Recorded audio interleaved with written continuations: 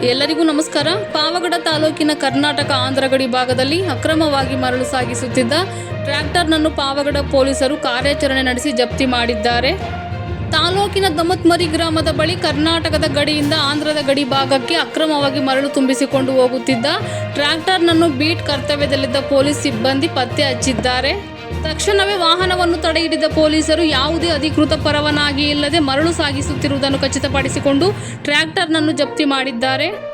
Pavagada police ಠಾಣೆಯ ASI Thimmarayappa ನೇತೃತ್ವದ ತಂಡ ಈ ಕಾರ್ಯಾಚರಣೆ ನಡೆಸಿದೆ. ಬೀಟ್ ಕರ್ತವ್ಯದಲ್ಲಿದ್ದ ಪೊಲೀಸ್ ಪೇದೆಗಳಾದ ಧರ್ಮನಾಯಕ್ ಮತ್ತು ರಂಗಸ್ವಾಮಿ ಅಕ್ರಮ ಮರಳು ಸಾಗಾಟವನ್ನು ಪತ್ತೆ ಹಚ್ಚುವಲ್ಲಿ ಯಶಸ್ವಿಯಾಗಿದ್ದಾರೆ.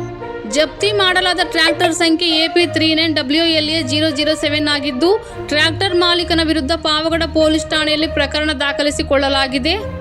ಗಡಿ ಭಾಗದಲ್ಲಿ ಅಕ್ರಮ ಚಟುವಟಿಕೆಗಳ ಮೇಲೆ ನಿರಂತರ ನಿಗಾ ಇಡಲಾಗುವುದು ಎಂದು ಪಾವಗಡ ಪೊಲೀಸ್ ಅಧಿಕಾರಿಗಳು ತಿಳಿಸಿದ್ದಾರೆ. ವರದಿ ಮಾರುತಿ, MS ಮೀಡಿಯಾ.